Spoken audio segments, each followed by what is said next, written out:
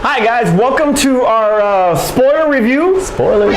Of Civil War. Now my good buddy here has already given you more or less a great review on the movie itself. So we kind of want to go, we don't really necessarily need to go back into the plot of it, but now we can go into a little bit more detail as far as characters and disappointments, likes, dislikes. Joining us today is the Mr. Iron Man himself. Future Iron Man. Future Iron Man. Iron Art Cherries. Iron Art Cherries. All right. So you saw it? Yeah. All three of us saw it? Yeah. Now it went on Friday. The Friday opening day, it raked up $75 million. Now that was actually a little short from the $81 million that Batman vs. Superman made. All right. So DC won one night. Yes, because they still beat them over the weekend. They beat them over the weekend, scoring $181 million. Now last week, it had premiered on overseas and made $200 million. It was expected actually to hit another $200 million. Fell a little bit short. The Canelo fight had a little bit to do with it. Mother's Day has something to do with it. Mother's Day had something to do with it, and sort of the NBA playoffs. And BVS sucking had something to do with it. And yeah, it still sucks. But anyway, all right. No, because that movie sucking affected about, because a lot of people didn't want to go see this movie because they were like, I didn't like BVS, even though BVS had nothing to do with this particular film. And it's funny that you bring that up because originally these two were supposed to go head to head opening weekend, and I think nobody would have made any money because they would have cut each other's throats. Yeah. Now the first weekend maybe, second weekend I think that's where Civil War would have came back if that would have been the case. If it would have been the same, that we would have got a 3-hour version of Batman, and Now it was second to Age of Ultron. Age of Ultron actually made a little bit more. Right. But it was a big hit regardless. Critics love it. Fans love it. I loved it. The fifth biggest weekend? That's right. And it was just, it's absolutely amazing movie. So, start with Art. Yeah. What did you like about Civil War? So reading the comics, I was really going into this with...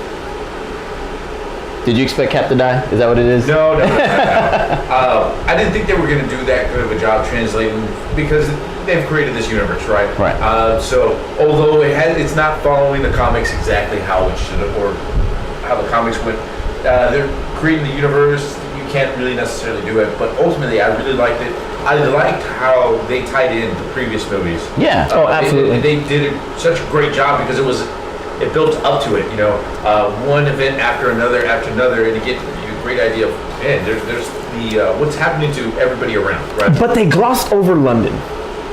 They did not mention London at all from Dark World. From Dark World. From Thor Dark World. But that's because Thor wasn't there, and they couldn't blame Thor. Yeah, they Avengers. I know that they did. I know that Thor's Avengers. They couldn't blame Thor.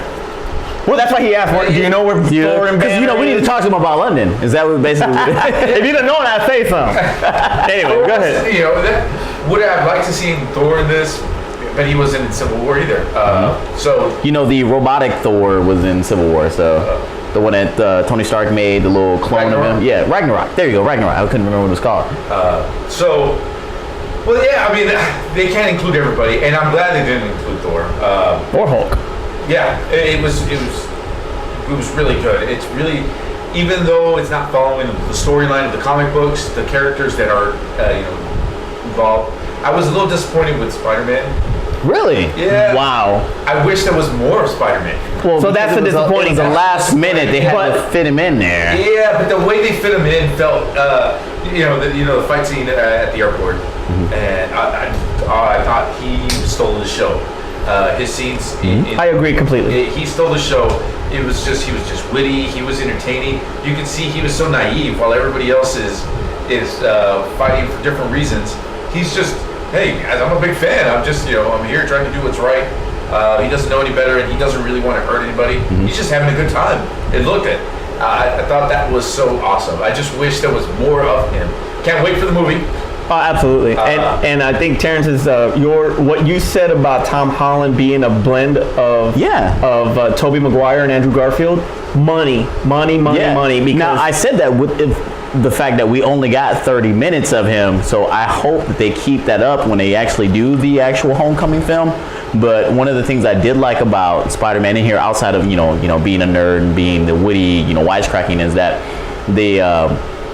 the two best scenes were, one was the Star Wars one when he did the AT-AT scene. Yes. Oh when he took my him down. God. That was awesome. But also too, when they did the whole thing where he caught, because the whole movie built you up on how strong the Winter Soldier was with his arm. When he caught his arm. And he caught his arm, and he was just like, "Oh, cool! You have a metal arm!" And everybody's like, "The hell?" Well, that's things about the previous Spider-Mans that they had made. They overlooked at how strong Spider-Man he really was. How he's able to compete against you have the low level, street level, superhumans, metahumans, whatever you want to call them, classify them as.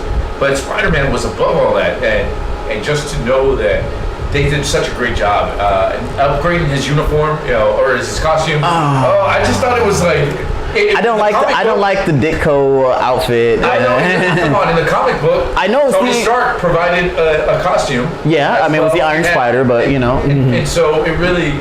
I loved it. I hope to see more of Marissa Tomei as well. Oh my God, hot or can we see the Aunt May movie now? Marissa Tomei is now Aunt May. Can we see the Aunt May movie now? Can we see the beginning? Can it be rated R? Our good buddy Marcellus, if you look at his Twitter at Choco Machismo, had a freaking awesome picture, and it said it's kind of like the case of the Curious Case of Benjamin Button, where you had these three Aunt Mays and they get younger and younger. They start out old, they get younger and younger. It's hilarious. So that's pretty awesome. There's a reason why I also like that they had a young Aunt. Because they had a younger Peter Parker. It made sense. I mean, think about it. When you were 16, 15 years old, did you have an elderly aunt? No. No, you had. Your aunt was still in her prime. Maybe my aunts weren't as hot. I wasn't looking at them that way, but if you had as hot as Marissa Tomei. That's a good point. they were Well, who was Uncle Ben then? Jeez. Well, I would imagine Brad Pitt is Uncle Ben. Brad Pitt, which is turned full circle for a case of Benjamin Button. Okay, Terrence, I know you gave a pretty great synopsis and your theory on that on your initial review, but is there something that you didn't mention that you liked that was not on your video? A lot of I did mention a lot of things that I did like. Like I said, the Spider-Man thing, like I said, with him catching the arm, with him doing the AT-AT, Star Wars reference. But I guess we'll get to when we talk about the things because I actually on the non-spoiler review I called it nitpicking, but after seeing it again, I got a few more nitpicks. Well, one of the things that I like and everybody's spot on as far as the characters and how they're introduced and all that good stuff. One of the things that I actually did like were performances. Because I think this is actually Robert Downey's best performance as Tony Stark. Yeah, they had him give more range, and he had a lot more range, especially at the end. Yeah, he didn't have to be wisecracking all through the movie. When he saw the video, he was. I mean, you could just see the emotional pain in his eyes and anger that he had. And Chris Evans. Not bad from starting out in not another teen movie, Chris, and being the Human Torch, because he actually was a lot better in this one. I mean, you can just see the conflict, the inner conflict that he had throughout the whole movie when they actually brought this accord. They did such a great job of why he feels a certain way. Right. What makes him want to do what's right.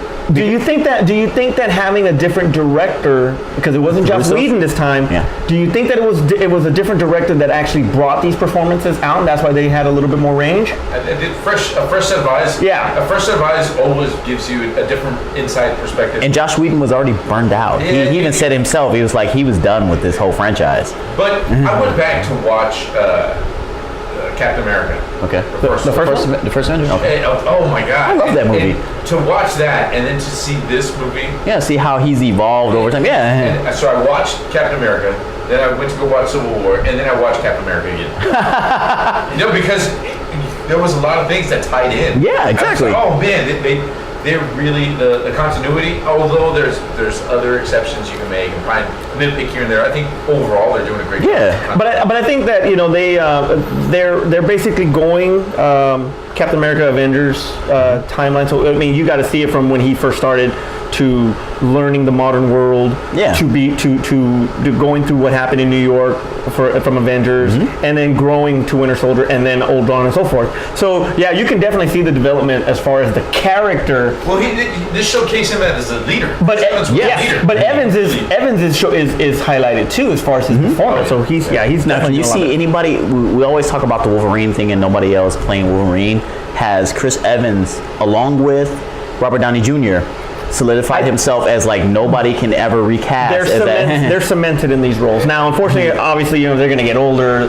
They want to do other projects. Downey's doing Sherlock Holmes 3 pretty soon. Yeah, because the Judge was not good. No, the Judge was not bad. It was okay. It wasn't good. He played Tony Stark, but whatever. Anyway, so Well, the Chef I don't really. Chef was great. I don't see any. Have you ever seen Chef? No, I've never seen it. Amazing. Okay, be quiet. Because I already know how we are. Yeah, absolutely. I don't think anybody can play these roles anymore. Okay. It's going to be interesting how, as the characters, if they follow the comics, obviously Rogers does pass. So then I don't think they're going to do that now. If they missed their shot to do it already. I don't think they're going to do it. No, not yet. You got Infinity War. Crossbones is dead.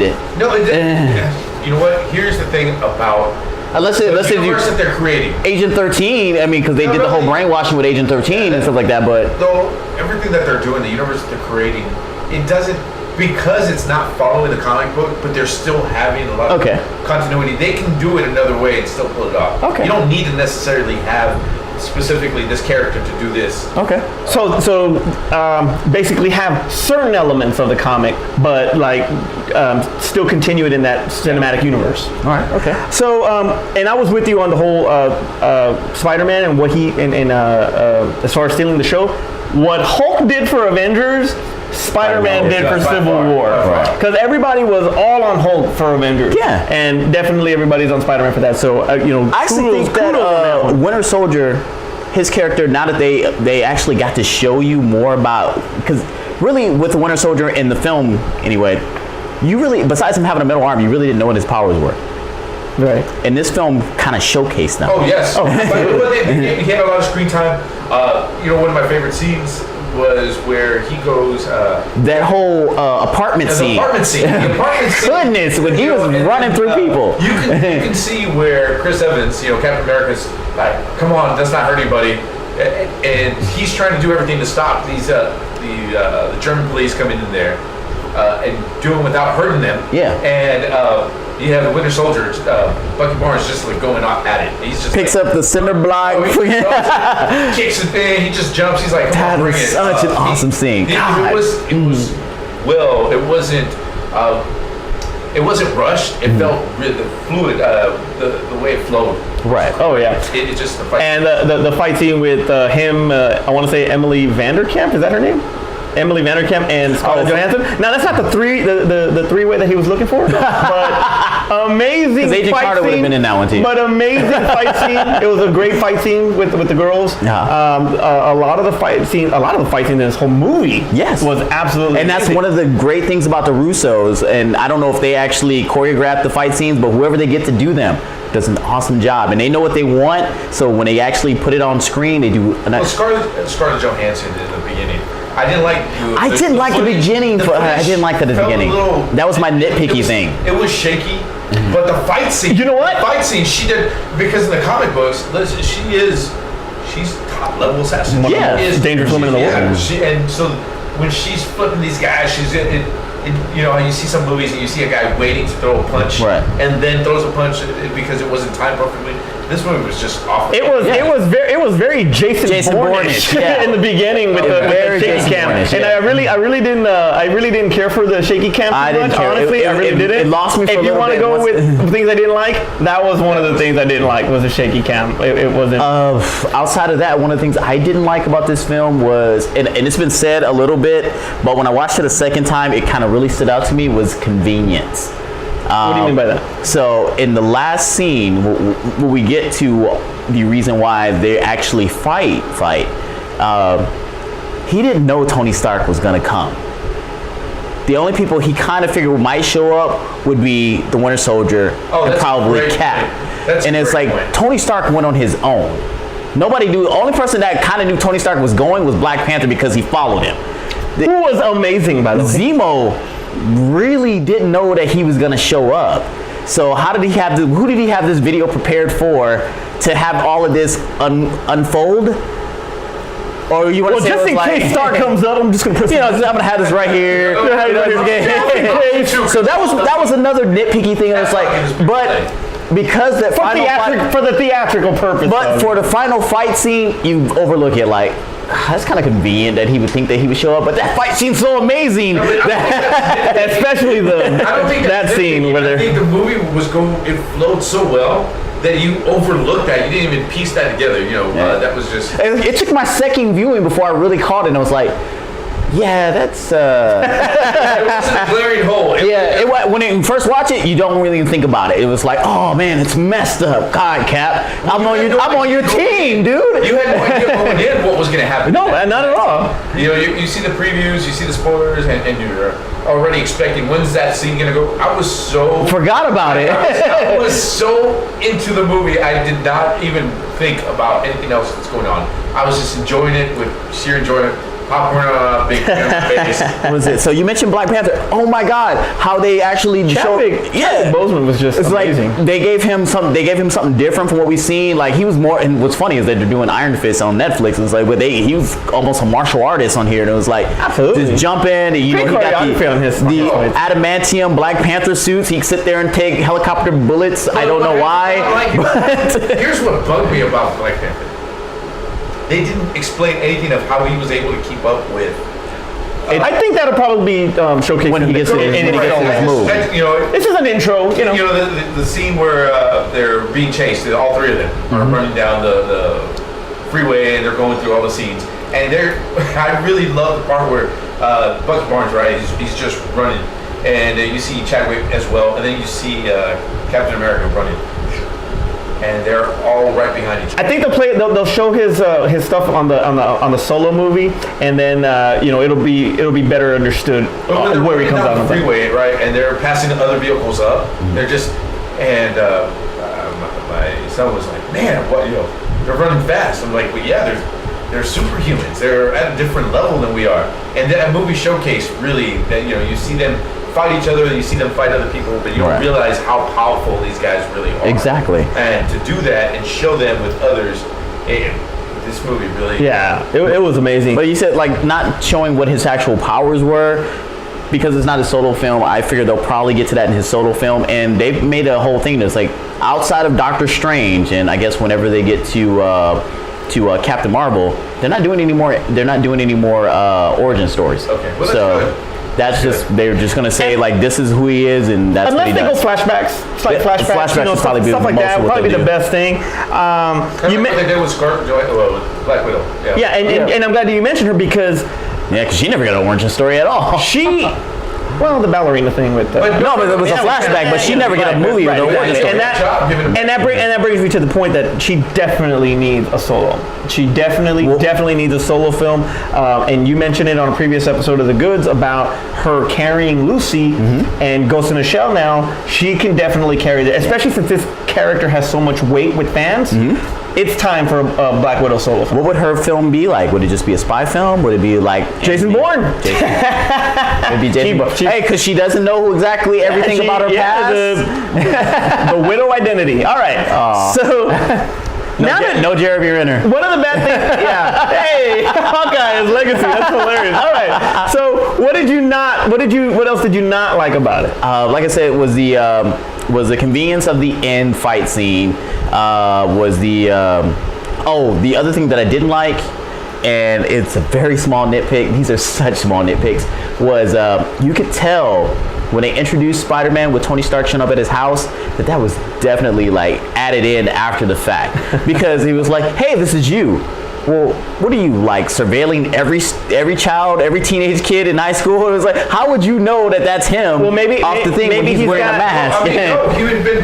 Remember after Ant-Man, where when she made the whole, the people walking on crawls, walking on walls. Vision gave a great example of saying, there's been an increase ever since you've done this. Right. There's been an increase in powered Yeah, okay. So no, I didn't think that at all. What bugged me really was the fight scene when when both sides were fighting. You didn't feel the stakes, so like you're not gonna kill each other. Yeah, you're not. Why are you fighting? What personal vested interest do you have in the outcome of this? Y'all like each other. Y'all are friends. Y'all ain't gonna. Y'all They even play make fighting. a joke about it, Scarlet Witch, Black Widow and Hawkeye make a joke about it. It was like, are we still gonna be friends after this? Depends on how you hit me. I mean, they make a joke about it because the whole thing about it is like, we're not really gonna kill each other, but the whole point of them fighting is that, hey, we have to stop you and take you in. The point of the yeah, story. but I'm saying there was not enough. I mean, honestly, the Scarlet Witch could have easily just put one of them in a little force field, shrunk, killed them, done anything. And Vision could have wiped everybody out in a second. Right? Obviously, because my whole prophecy about Rhodey dying and hashtag Rhodey dies didn't come through. No, but he did hold him like a Rocky held Apollo, so you got that. It was close. It was close. There's no easy way out. There's no harm. One of the biggest disappointments for me was the usage of Paul Rudd. You didn't like that? I did not like that. He barely was in it. I know that he became Giant Man. That was kind of cool. That was really cool. His scenes were great. I just wish they would have used him a lot more. And I think introduced him. No, he had his own solo. No, I don't want to hear that. Introduced him. I just wish they would have used him a little bit more. And Tony Stark saying, "Who are you?" was hilarious. He was it. Hey, Pine. Always saying you can never trust us. Who are you? Who are you? Oh, come on. That was gold. It was gold, but it proved exactly my point of how underutilized he was. Well, I mean, he was not that big in Civil War. Well, I know, because he was Ant-Man. Hey, but by the way, okay, in your own movie, if you have to make a joke about how stupid your name is to your own villain, and he's like, I'm Ant-Man. Yeah, we're working on the name. And it's like, if your own villain can't take you seriously, how is Tony Stark going to take you seriously? I thought that was the only thing I didn't. I mean, that was one of the things I didn't like. Because I love Paul Rudd so much. I like Paul Rudd so much that I just wish that he would have had more screen time. Okay, now comes the big question: where the hell was Nick Fury? He's still dead to them. The only person that knows he's alive is Falcon and Cap. Yeah, no, they all know he's alive. Oh, he was at the farm. He was at Clint's farm. Oh, that's right. I forgot about that. Now here begs the question of, now whose side do you agree with? Oh, well, you know what? What's funny? Going into the film, I was totally Team Cap. But when he said, "Yeah, I knew," I was like, "Oh, that's kind of messed up, dude. That's kind of messed up." So I felt for Iron Man, and I was like, dude, I would be mad too. I'd be whooping some ass too. That's one of the things I did not like. I would still side with Team Cap. Really, there's so many reasons why you shouldn't. I mean, here we are. At any point in time, they're going to create a list. Every time they create a list, something bad happens, right? Somebody creates a list. As we know, governments are corrupt. Why would you even? S.H.I.E.L.D. was corrupted.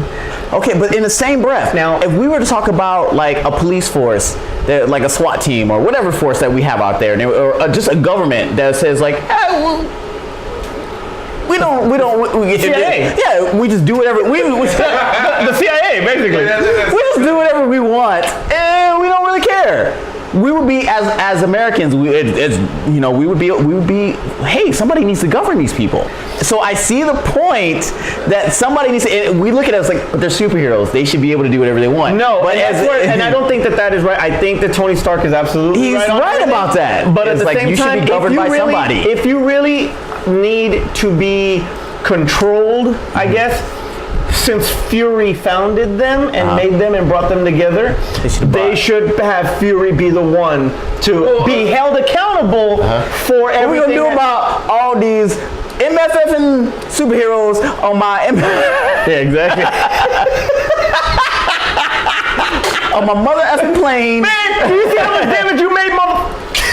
Especially when they were in the airport, that'd have been a perfect scene for Nick Fury to come in. All these mother effing superheroes and my mother next to all these motherfucking planes. At least there were no snakes in this one. It'd been awesome. So I think that, and that's why I do side with. I understand Captain America's spot. I understand it. It was like if we can't do things when we need to do them, and we're tied up in red tape. But if one of them is involved in the process, and as far as leading, and that's what Tony was said. In the comic books, you had the Illuminati, right? So you had was it Black Bolt? You had You had Professor X. You had these guys, Mr. Fantastic and stuff like that. And they're trying to create and trying to control. Okay, we're going to be the ones that secretly say what we do. It all blows up in your face, right? When you start creating all these lists, when you start, you do these things to try to control people. Everybody has personal agendas, right? Right. Well, that's what Cap says. Actually. Yeah. Everyone has these personal agendas. Ultimately, you're going to police yourself. You really are. Eventually. When someone creates a list, when someone wants somebody, hey, let's put them all in this order. We want to. It's only going to be a secret list. Nobody else is going to know about. The Agents of S.H.I.E.L.D. did a great job explaining that, tying in the movie, right? And saying about that, it really creates a lot of problems, a lot of conflict, right? That's where you have these lists. Oh, we can just easily do this. Well, who's that? Well, I'm exempt from the list. I can pretty much do whatever I want because I'm one of the ones that is on the list, but I'm also in charge of everybody. Right. Then they start making exceptions. Really, who else has more personal motives to do things than Tony Stark? He always has some secret agenda why he wants it. He should, if anything, should be controlled. And then it's 117 countries. How are they going to decide on things? I think at the same time, and he said it himself about being responsible for Ultron, being responsible for, a lot of the stuff that has happened. He wants to take responsibility. Right, he wants to take responsibility. So, what does he do? I'm not going to, I'm on the list. Nobody knows I'm going to be doing this, but I'm going to go do my own thing. Right. So Tony Stark could actually use it and turn it around on everybody else too. So, I see it both sides. And that was the intent of this film. It's like they wanted it not to be a clear, like, you should be on this side. They wanted to make it balanced to where, like, you could see both sides. So, it was a good job that they did. Russo was excellent. So, I'm curious to see how all of this is going to tie together. Where does it go from here? Where does it go? Because how do we get to Infinity Wars from here? Exactly. And you have Strange. You have Doctor Strange coming out this year. Guardians of the Galaxy Volume 2 coming out next year, or next November. So we're really going to start getting into space to bring in the Infinity Wars. But exactly. Once we start getting into, I feel like it's going to downplay this. And it was like, because I know the Russo said this is not the end of Civil War, but we're going to space. We're going to, you said Guardians, Doctor Strange, when we get to Captain Marvel, when we get to Planet Hulk. Planet Hulk. Because we're the Thor road trip. Leaving it like this. Thor road trip. It is a Thor road. That's what they called it, the Thor road trip. Leaving it like this is really going to open the door for more. They can pretty much do whatever they want. Yeah. And Black Panther next. They're not tied to anything. Exactly. That's what I love about this. They're just, they're leaving it for. They're writing it so well where they can just tie in other things. And we may nitpick or convenience having it there, but that's in everything, right? How did you feel about Zemo as a villain? I thought that because a lot of people were saying that, like, his point, like, he was only there to serve the final fight scene. Yes. He was very verbal Kent from Usual Suspects. He knew exactly what everything was going to do and what was going to happen by himself. And that was one of the scenes that I actually liked when he was looking at Martin Freeman and he asked him what it was like to see it fail, and he said, "Did it?" Yeah, but that was a great scene, though. It was an awesome scene. He was the only one that knew what exactly was going to happen. He knew every government's procedures.